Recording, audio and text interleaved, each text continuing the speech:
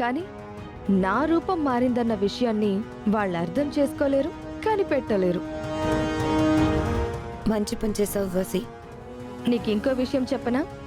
మనం మాట్లాడుకున్న విషయాలు చిలుక వినేలా మన స్థావరం దగ్గరకు రప్పించింది కూడా నేనే. అవునా? సరే సరే, అయిందేదో అయింది. ఇక ఆ చిలుక సంగతి పక్కన పెట్టి అక్షయను అంతం చేసే సంగతి గురించి ఆలోచించు.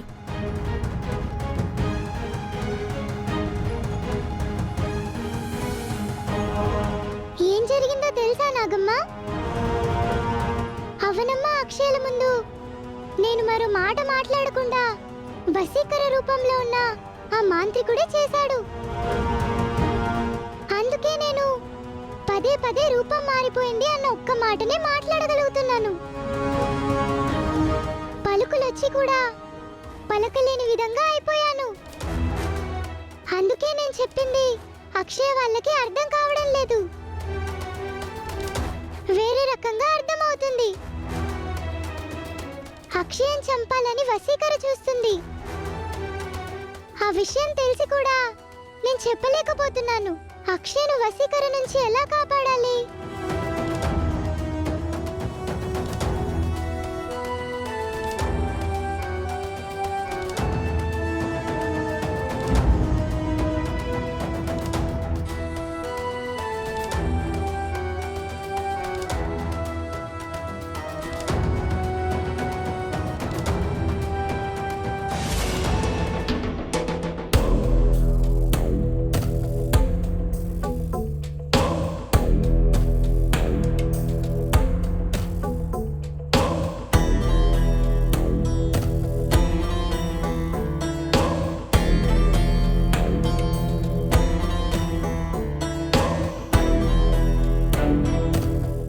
ఒంటరిగా దొరికింది. చిన్న చప్పుడు కూడా కాకుండా అక్షయ్ని ఇక్కడి నుంచి మాయం చేసి తీసుకుని వెళ్ళిపోవాలి. కాసేపటికి విషయం తెలిసి అందరూ వెతుక్కుంటారు.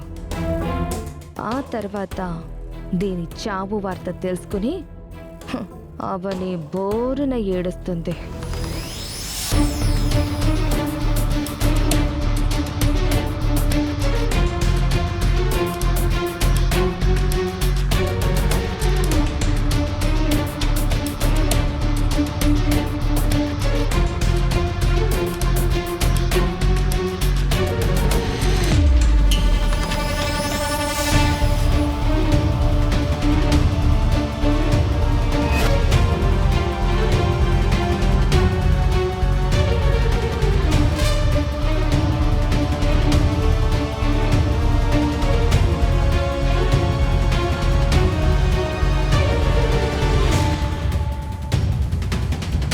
అక్షయ,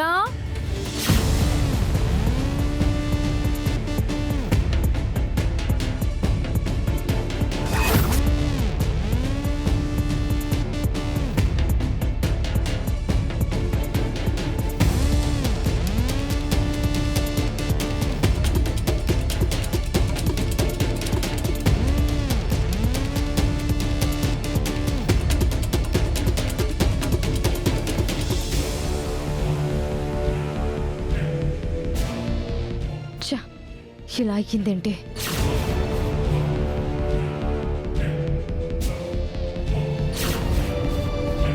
మీరేంటి నా కూతురున్న రూమ్లోకి వచ్చారు?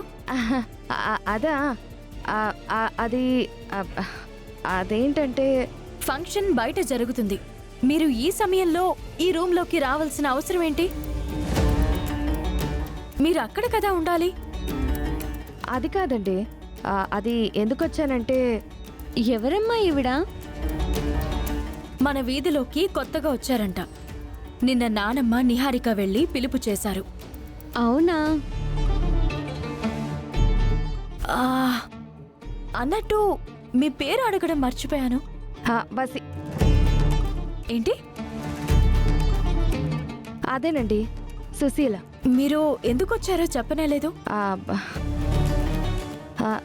ఏం లేదండి, వాష్రూమ్ కని వచ్చాను. ఎక్కడా కనిపించలేదు. అలా ఈ రూమ్లోకి వచ్చేసాను.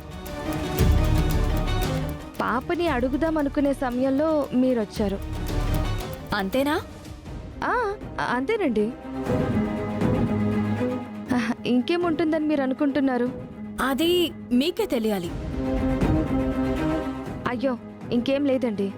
ఇది పాప పర్సనల్ రూమ్. మీరు పక్క రూమ్లోకి వెళ్ళండి. వాష్రూమ్ అందులో ఉంటుంది. ఓకే అండి, థ్యాంక్ యూ. పాప, ఏమనుకోవద్దమ్మా.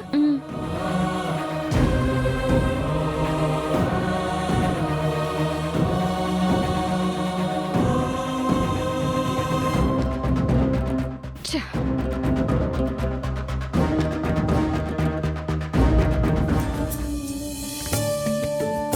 ఏం చేస్తున్నావో చూద్దామని వచ్చాను. రెడీ అయిపోయావు కాబట్టి మరి కొంచెం సేపు వెయిట్ చేయి. ముహూర్త సమయానికి వచ్చి నిన్ను తీసుకుని వెళ్తాను, సరేనా? సరే అమ్మా. బంగారు తల్లి, ఎంత ముద్దుగా ఉందో.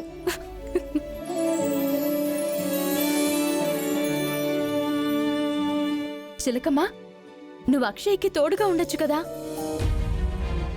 మళ్ళీ ఏదైనా చెప్పాలని వచ్చావా? చెప్పు చిలకమ్మా. రూపం మారిపోయింది. రూపం మారిపోయింది. మళ్ళీ మొదలు పెట్టావా? ఇందాక ఇదే మాట అన్నావు, ఇప్పుడు కూడా ఇదే మాట అంటున్నావు. ఇవాళ ఏమైంది నీకు? మమ్మల్ని ఎందుకు ఇంతలా ఇబ్బంది పెడుతున్నావు చెప్పు. మళ్ళీ నా నోటి నుంచి అదే మాట వస్తుంది. ఆ వశీకరణ నా మీద ప్రయోగించిన మంత్రం ఇంకా నన్ను వదిలిపెట్టలేదు.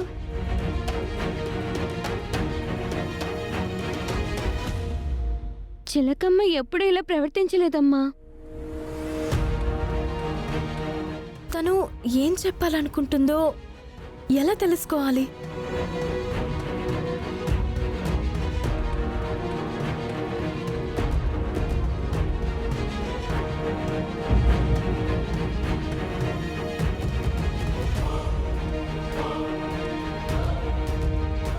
ఏమైంది?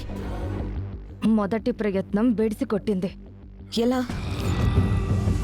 అక్షయ గదిలో ఉంది కదా, ఒంటరిగా ఉంది కదా అని క్రొత్త కోడి పిల్లను, కొంగ నీటిలోని చేప పిల్లను తన్నుకుపోయినంత సులభంగా ఎత్తుకుపోదామనుకున్నాను. ఇంచుమించుగా చేతికి చిక్కేసిందని ఆనందపడిపోయాను. చివరి నిమిషంలో అవని వచ్చేసింది. నా ప్రయత్నం విఫలమయ్యేలా చేసింది. అనుకున్నది అనుకున్నట్టు జరుగుంటే ఈ పాటికిక్కడ అవని ఆర్తనాదాలు వినిపించేవి. అవనీకైతే నీ మీద ఎటువంటి అనుమానం రాలేదు కదా? రాలేదు. వాష్రూమ్ కోసం వచ్చాను అని అబద్ధం చెప్పాను. అవని గురించి నీకు తెలియంది కాదు. తనకు అనుమానం మొదలు కానంత వరకే నీ ఆటలు ఎన్నైనా సాగుతాయి. అనుమానం ఆరంభమైందా నీ మీద కన్నేస్తుంది.